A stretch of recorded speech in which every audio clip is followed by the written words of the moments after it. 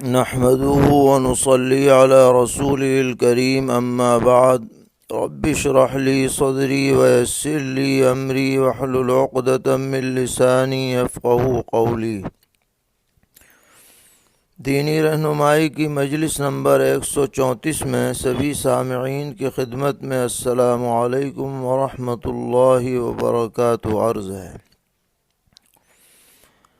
آج کی مجلس کا پہلا سوال یہ ہے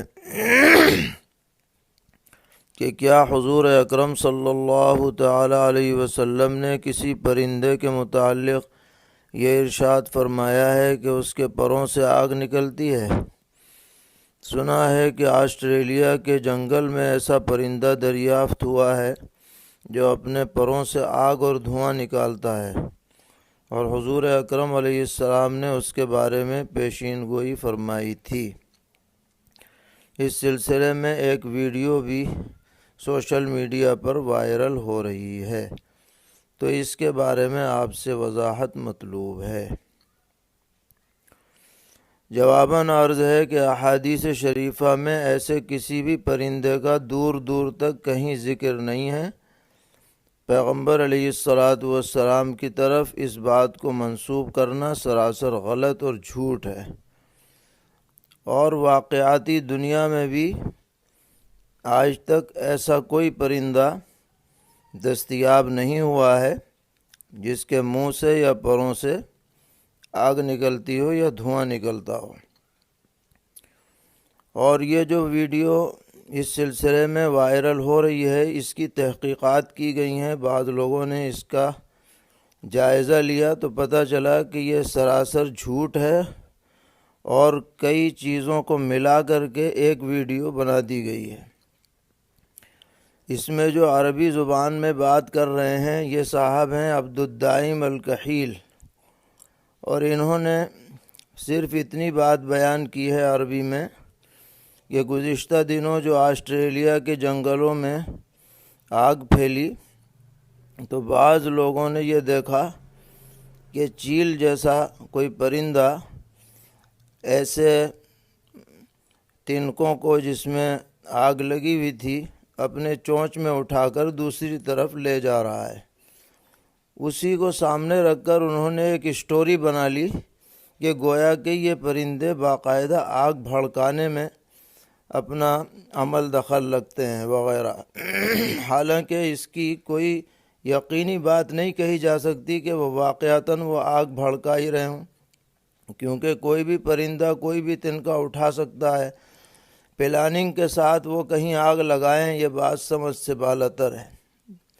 دوسرے یہ کہ اس ویڈیو کے اندر جو ایک پرندہ نظر آ رہا ہے کہ جس سے آگ سی نکلتی ہے، دھواں سا نکلتا ہے، تحقیق کی گئی کہ حقیقتاً یہ دھواں نہیں نکل رہا، نہ آگ نکل رہی، بلکہ جوڑ کر کے اور 3D وغیرہ کے ذریعے سے ایک جعلی فلم بنائی گئی ہے، جعلی ویڈیو بنائی گئی ہے، اور پرندہ بھی اس میں وہ دکھایا گیا ہے جو چیل نما نہیں ہے جو تنکے اٹھاتا ہو، بلکہ یہ کوئی دریائی پرندہ معلوم ہو رہا ہے جیسے مرغابی وغیرہ، اس میں انہوں نے آگ لگتی ہوئی دکھائی ہے۔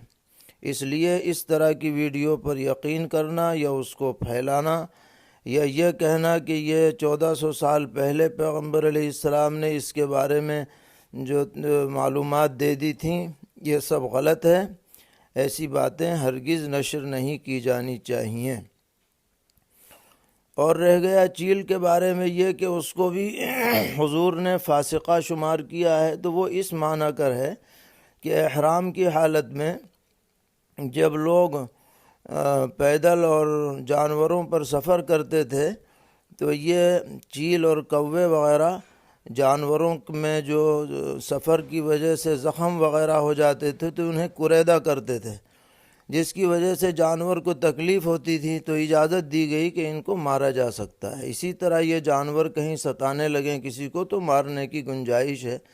یہی ان کے فاسقہ ہونے سے مراد ہے۔ باقی یہ آگ لگانا اور یہ پہنچانا ایسی کوئی بات احادیث شریفہ میں بالکل موجود نہیں ہے۔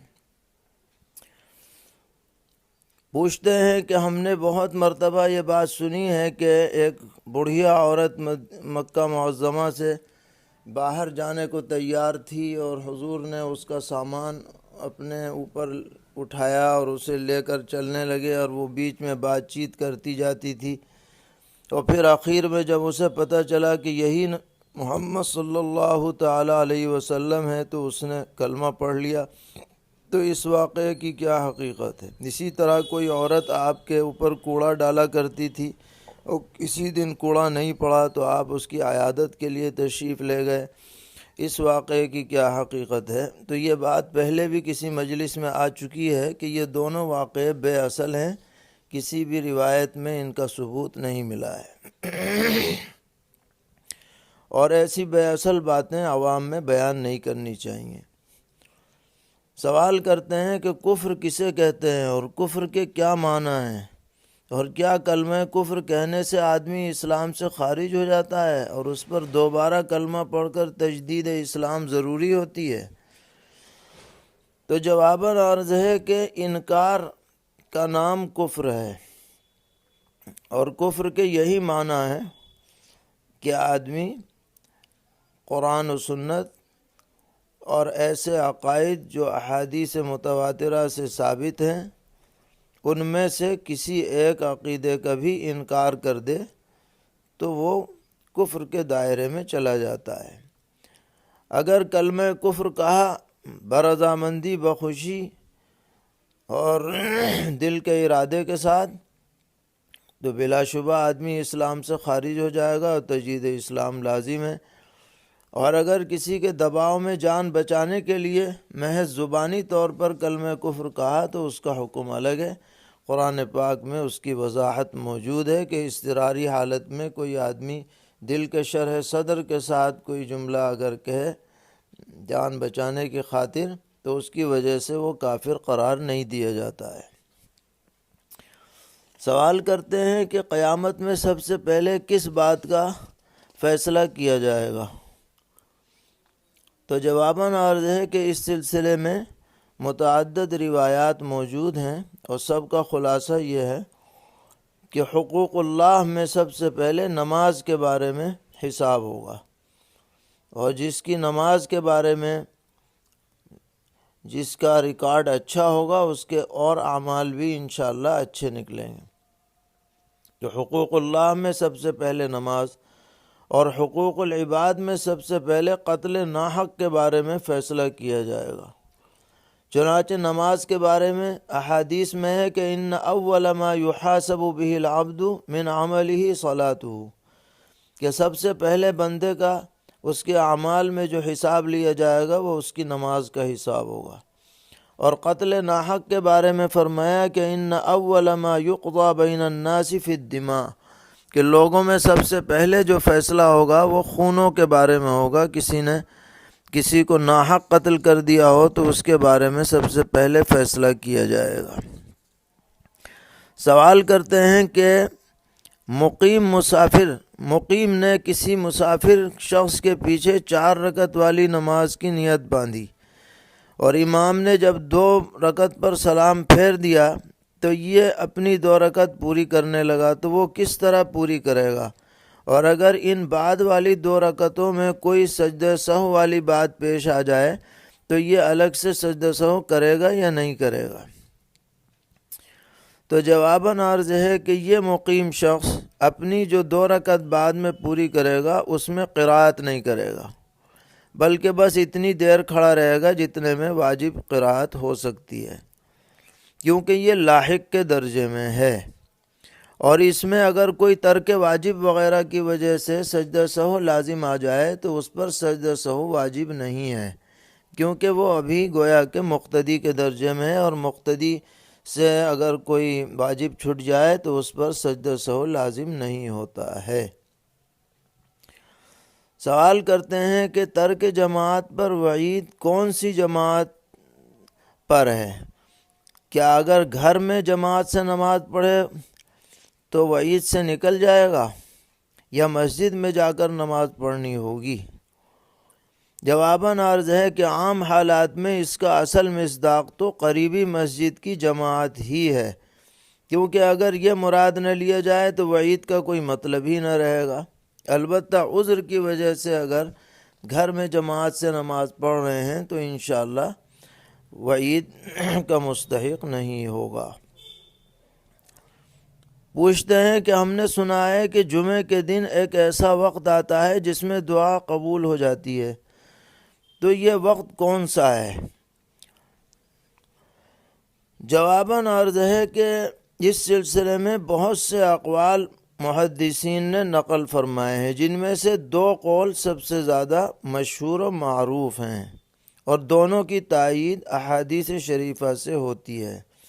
پہلا قول یہ ہے کہ جمعہ کے دن عصر سے لے کے مغرب تک کے درمیان میں یہ خاص وقت ہوتا ہے جس میں دعا قبول ہوتی ہے، اور دوسرا قول یہ ہے کہ جب امام جمعے کی نماز پڑھانے کے لیے خطبے دینے کے لیے ممبر پر آ جائے، اس وقت سے لے کر سلام پھیرنے تک کا درمیانی وقت۔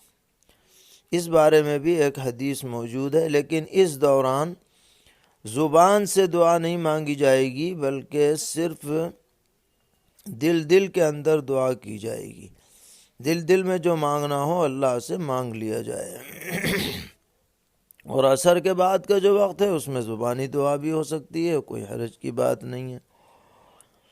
سوال کرتے ہیں کہ میں مغرب کی نماز پڑھ رہا تھا، بھولے سے دوسری رکعت میں قعدے کے بعد سجدہ سہو کر لیا، پھر یاد آیا کہ ارے یہ تو دوسری رکعت کا قعدہ ہے، پھر میں نے 1 رکعت اور پڑھی اور اخیر میں سجدہ سہو کیا، تو میری نماز ہو گئی یا لوٹانی پڑے گی؟ جواباً عرض ہے کہ نماز ادا ہو گئی ہے، لوٹانے کی ضرورت نہیں ہے، کیونکہ سجدہ سہو اخیر میں آپ نے کر لیا ہے۔ سوال کرتے ہیں کہ آج میں نے نماز جنازہ ادا کی تو میں نے یہ دیکھا کہ امام صاحب نے سلام پھیرنے سے پہلے ہی دونوں ہاتھ اپنے چھوڑ دیے، تو نماز جنازہ ادا ہوئی یا نہیں ہوئی؟ جواباً عرض ہے کہ اس طرح بھی نماز جنازہ ادا ہو گئی ہے، بلکہ بعض حضرات نے اسی کو افضل کہا ہے کہ سلام سے پہلے ہاتھ چھوڑ دیے جائیں۔ دوسرا قول اس میں یہ ہے کہ ہاتھ باندھے رکھے جائیں اور سلام کے بعد چھوڑے جائیں۔ بہرحال اس میں کوئی ایک دوسرے پر طعن و تشنیع نہیں ہونی چاہیے، نماز دونوں طرح ادا ہو جاتی ہے۔ اصل چیز نماز جنازہ میں تکبیر ہیں، 4 مرتبہ تکبیر کہنا یہ دراصل فرض ہے، اور بقیہ جو چیزیں ہیں وہ سنن کے اندر کیا ہیں، داخل ہیں۔ اللہ تعالی ہم سب کو دین و ایمان پر استقامت عطا فرمائے اور ہر طرح کے شرور سے محفوظ رکھے۔ وصلی اللہ تعالی علی خیر خلقہ محمد وآلہ وصحبہ اجمعین برحمتک یا ارحم الراحمین۔